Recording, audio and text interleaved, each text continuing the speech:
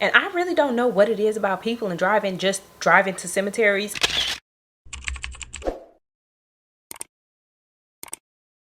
Hey y'all, welcome and or welcome back to my channel. My name is Janae, if you didn't know, and today's video is another true crime episode. So if you're ready, let's go. Alright y'all, so don't really got much to talk about or to say before this video starts. Nails bald headed, can't show you that. Well, I could, but for what? So yeah, we just gonna jump right into today's case, and as you all know, we're going from the top to the bottom of America in alphabetical order, so from Alabama to Wyoming. And today we are in Rector, Arkansas in 1995, and we're gonna be talking about Aaron Michael Hodge, who was born on April 19th 1978 to his mother Barbara and his father Gary. And I don't know if Barbara and Gary were married or not, but very early on in Aaron's life, Barbara and Gary separated, and Barbara ended up meeting a man named David Flick, and she and David got into a relationship, fell in love, and got married. Now, David never formally adopted Aaron, but Aaron did start going by David's last name. So very early on in life, he was no longer going by Aaron Hodge. He was going by Aaron Flick. And when Aaron was 6 years old, his mom and David welcomed a child together, and they named their daughter Andrea Flick.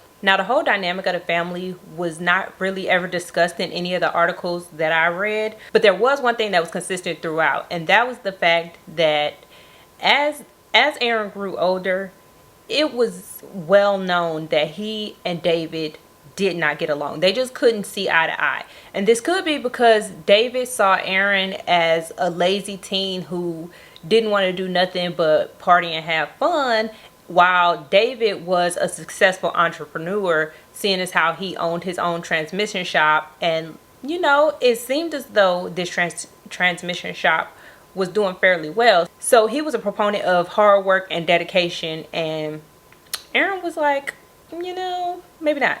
Or it really just could have been the fact that Aaron and David was just going through regular father-son woes. Like, you know, as kids grow older, they think they know what's best for their lives, and sometimes they don't. And the parents really be like, listen, I'm just trying to help you, but the kid think it's trying to be controlling type thing. You know, it could have just been typical father-son stuff. We can really only speculate the reason because it was never talked about as to why. But whatever the reason was, we just know they didn't get along. And being that it was no secret of how the two felt about each other, nobody was really surprised when David and Barbara planned a family trip down to Florida, but Aaron wasn't going to be attending said family trip. So the plan was for David, Barbara, and Andrea to drive down to Florida in early October. And being that they was driving, it was just unspoken knowledge that David and Aaron in a car would not make for a good road trip. It just wasn't gonna happen. So everybody was cool with Aaron not going. Aaron like, listen, y'all go do y'all thing. I'm 17 years old. I can handle being alone for a little while, right? Now, like I said, the family was supposed to be leaving in early October. I don't know the exact date, but it was supposed to be between the 1st and the 8th. And I don't know where exactly in Florida they were going, but wherever they was going, it shouldn't have took more than a day for them to get there, because from Rector to Miami is a 16-hour drive. And I feel like that's like, anybody going past Miami? I don't know. But if they were, Miami is like at the tip of Florida, sort of. So, you know, in any event, it shouldn't have took more than a day for them to get there. So when the day came and went and the family never showed up in Florida, the family members who was expecting them started calling the police in Arkansas like, hey, my family was supposed to come down here. They haven't made it yet. They said they left on this day and they should have been here some time ago. So they pretty much asked the police in Arkansas to do a welfare check on the Flick family. And I'm not 100% sure on which day the family in Florida started calling for the wellness check, but by October 13th, the police department in Rector had been flooded with calls from not only the family in Florida, but from people in Arkansas. So what the police did was they found Aaron, because they knew that he didn't go to Florida with the family. So they located him at his homecoming in Paragould, and they wanted to know if he had heard anything from the family, because like I said, they went on a road trip. Anything could have happened. So like I said, they ended up finding Aaron in Paragould at his homecoming, and they took him down to the station for questioning. And when he was asked about the whereabouts of his family, he said that he had talked to his family, but it wasn't that day. He had talked to them earlier in the week, and that they're expected to return home on the later on in the evening on the 14th. And after he gave this information, they let Aaron go home. And once he went home, 2 officers weren't too far behind him. Like, they wasn't following him or nothing like that. They waited a couple hours, but they went to the Flick family home shortly after they knew he had arrived. So it's 3 o'clock in the morning now, and 2 officers have now come to the Flick family home to talk to Aaron some more. So they knock on the door, Aaron answers, and he tell them, like, look, I told y'all everything that I need to tell y'all at the police station. I have no more information for y'all. Now, I need to make mention that Aaron did not live in the main part of the house with the rest of the family. The Flicks had a carport area that they converted into like a little mini apartment for Aaron to live. So when the police got there, they wasn't in the main part of the house. They was in Aaron's little mini garage, mini apartment garage apartment. They was in Aaron's space. So one of the officers asked him, did he have access to the main part of the house? And he said no, that the door was locked and he didn't have a way to get in. And he asked this because before going into Aaron's apartment, he looked through a window on the main house and he saw that there were some sheets in the living room on the floor. So I guess he wanted to see if Aaron would be able to take him in to see what was up with it. But since he wasn't, he just asked Aaron, like, hey, what's up with the sheets that's on the floor that I saw? And Aaron told the officers that the family was remodeling and that's why there were sheets on the floor. And with that, the officers left. So now that they've gone to check out the Flick family home, it's time to go over to David's transmission shop to see if they can find anything there. And they're greeted by one of David's employees, and he's able to let the officers into the shop. And the employee notices that there's a toolbox that is usually locked that has been broken into, and there's money missing and there's a pistol missing. So this puts in the officer's mind, like, okay, maybe this was a terrible robbery, or maybe this is like some ransom type situation. But then again, it couldn't really be a ransom situation because nobody was called and demanded money. Nobody called and demanded money from nobody. But nonetheless, they still had to have all these options on the table. Maybe they was kidnapped. Maybe they don't know. They still don't know. But with this new information about the gun and the money being missing from the toolbox at the transmission shop, the investigators go back to the Flick family home. And when they arrive, now mind you, this is all happening over a couple of days. I know I'm just going boom, boom, boom, but this is all happening over a couple of days. So officers go back to the Flick family home, and this is when they see Aaron and his friend David Gunn out in the front. Now, we're going to call it David Gunn, Mr. Gunn from now on, because Aaron's stepdaddy name is David, and I don't want to get confused, and I don't want y'all to get confused about which David that I'm talking about. So Mr. Gunn and Aaron was out on the lawn, and the officer pulled up like, hey, listen, we need to find out where your family is, and you really just walking around here all willy-nilly like you're not worried. So Aaron tells them, like, look, I'll tell you all about it at City Hall. So they take Aaron back down to the police station or wherever they take him to go get interviewed yet again. So him and the officer go into a little room where they can talk privately, and Aaron tells the officer, my family's in the house. And so the officer look at him and he like, are they okay? And Aaron just say, they're dead. And so the officer is like, okay, whoa. So Aaron tells the officer that he found his family like that earlier in the week, but he didn't say nothing because he was waiting to hear. Now, what he was waiting to hear, I don't know, but that's what he said. So after hearing this, officers and detectives go straight to the Flick family home, where they break into the main part of the house. And upon entering the home, they find blood in the living room area and smeared down the hallway, where it looked like maybe somebody had been dragged from the living room to the bedroom. And I believe it was in a bedroom that they found the 3 Flick family members, Andrea, David, and Barbara, all deceased and in an advanced state of decomposition. And it was clear that this family had been murdered. So now that they know that the family has been met with foul play, they secure search warrants for David's transmission shop and David's truck. And when they search the truck, they find bloody clothing and a pillow that appears to have a gunshot hole in it.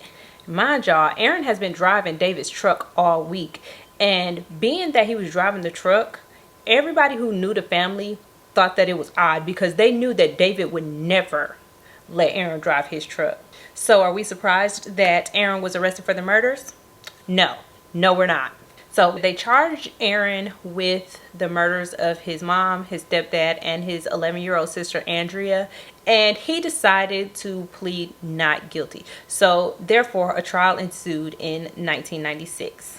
And his friend Mr. Gunn testified in this trial. And according to him, on the evening of October 8th, 1995, he drove Aaron to his stepdad's transmission shop, where Aaron broke in and stole the money and the pistol from the toolbox. And immediately after Aaron robbed David's transmission shop, the two of them drove to a cemetery where Aaron hopped out because he said he had to think. And I really don't know what it is about people and driving to cemeteries. This happened in another case. I think it was that case in Baton Rouge. I can't think of the man's name right now. I think it was James Michael Todd. I don't remember. Derek. His name was Derek.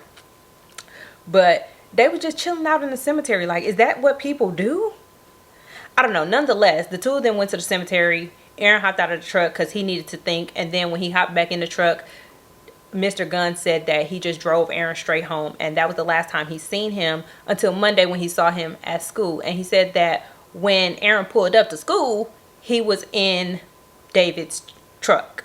And little side note here, remember when I told y'all that the police pulled up on Aaron at homecoming in Paragould? Well, yeah, he was in David's truck then. But yeah, back to the trial. So it also came out during trial that the whole week that the family was missing, not only was Aaron driving the truck, which was forbidden, he was also using David's credit cards, and he also cashed some of David's business checks to, get cash, because that's what you do when you cash a check. Anyway, he was doing it all. With this money from David's checks and his credit cards, Aaron was buying hella liquor. He was buying hella smoke, like weed and alcohol for everybody. And he was also throwing parties in his tiny apartment left and right. And some people even testified to there being a foul smell while they was partying. But Aaron just said that it was probably like from a dead cat or something like that. But nobody ever thought twice about it because Aaron was acting so cool, so calm, like he was acting normal. And he was even heard saying that that was the best week of his life. And I'm pretty sure nobody also thought about it because how many kids do dumb stuff when their parents are out of town? They probably thought he was just like, yeah, my parents are out of town for a week, I'm wilding, right? Some of y'all have probably driven y'all's parents' car without their knowledge. So it didn't seem like something that an ordinary teen wouldn't do when their parents was away. Throw parties, smoke, drink. I mean, you shouldn't. Don't do that, children. Because 9 times out of 10, the parents gonna find out anyway. But I'm just saying, it happens. But once his family was reported missing and then found dead, all of the little, not so little statements that Aaron and his parents had made over the past year had popped back up in people's memory banks. Mr. Gunn said that after his family was found dead, he remembered a statement that Aaron had made some 6 months earlier. And he said that Aaron pretty much shared with him a plot to murder his stepdad. And he said that once he murdered him, he was going to bury his body, drive his truck, and then report him missing. And the thing about that plot is, what did he think he was going to tell his mama and his sister? And that's probably why he did what he did to them as well. Also, David and Barbara's friend said that David and Barbara both at various points had expressed fear of Aaron and what might happen. So all in all, with all this testimony, it wasn't looking good for Aaron. But Aaron said they had it all wrong, and he had a story to tell, and they was gonna hear it because he decided to take the stand in his own defense. And basically he said, yes, it's true, he couldn't stand his stepdad. He could not stand David. Him and David didn't get along. That was nobody's secret. He said that yes, Mr. Gunn was telling the truth. I did rob the transmission shop on October 8th. But he said that David had actually found him with the stolen pistol and took it from him. And then later on that evening, he said that David called him into the living room to talk. And David pretty much wanted to talk about the tension that had been in the home between himself, Barbara, and Aaron. And Aaron said that David told him that Aaron had finally won the battle of affection for Barbara. So basically, David and Aaron had been having this long-standing battle for Barbara's attention and affection, and David said he was throwing his hands up. He said that Aaron won and he was going to be leaving Barbara soon. And Aaron said that after this talk, he left the house for a couple of hours. And when he returned, he saw David lying on the couch making loud snoring noises. And then he went to the back to check on his mama and his sister. And that is when he found his mom and his sister both deceased. And in a blind rage, he went back into the living room and shot David twice because he was just so mad that he had killed his mama and his sister. That's what Aaron said. That's Aaron's story. So being that Aaron said that, yeah, he shot David, but it was just because he was so mad, the defense had to try to figure out how to, I guess, make it look less bad, right? So what his defense attorneys said was that, yeah, he shot David because he was mad that David had shot his mom and his sister, but he was so mad that he didn't realize that David was already dead before he shot him. So they was basically saying that David had killed Andrea and Barbara and then himself. But Aaron didn't know that and shot an already dead David. But the jury thought that that sounded just as ridiculous as I do. And they found Aaron, who now went by Aaron Hodge and no longer Aaron Flick, guilty of 3 counts of capital murder. And he was sentenced to life without the possibility of parole. But in 1998, he tried to appeal some of the testimony and evidence that was presented at the trial, but they ended up denying his appeal and upheld his sentence. However, in 2012, the U.S. Supreme Court decided that mandatory life without parole for minors was unconstitutional. And so in 2015, Aaron's case was looked at again, and it was determined that he should have a resentencing. And so in December of 2022, Aaron's life without parole sentence was converted to a 30-year sentence. And at that point, he had already served 26 years. So Aaron will be released from prison in 2026 unless they parole him sooner. But whatever happens, 2026, he shall be released from prison. So yeah, y'all let me know what y'all think about that, because I don't know. Anyways, that is all I have for today's case. Thank you all so very much for watching. Don't forget to like, comment, and subscribe. And I will see you all next week when we are in California. And when Aaron was 6 years old, his mom David, girl, bye. And when Aaron was 6 years old, his mom Barbara and just say his mom and David, girl. And when Aaron was 6 years old, his mom and David, what did I say? Oh my gosh, this is very early on and I'm messing up so bad. Okay. And this could have been because Aaron saw David. No, David is the grown up. And being that they was driving, everybody knew that David and Aaron in a car from, I was about to say Alaska, Jesus. In Jonesboro. Was he in Jonesboro? No, he wasn't. And that they should be returning home, and that they're expected to be home, and that they're So when the police came, they didn't go to the main house. They went to the little and when they pull up, they see David. No.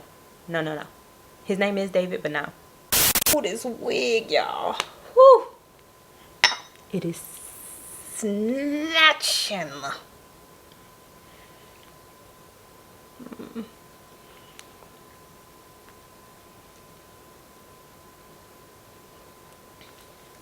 It's tight.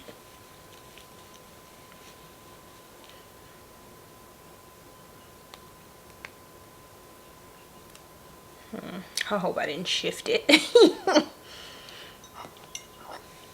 Until Monday at school. And when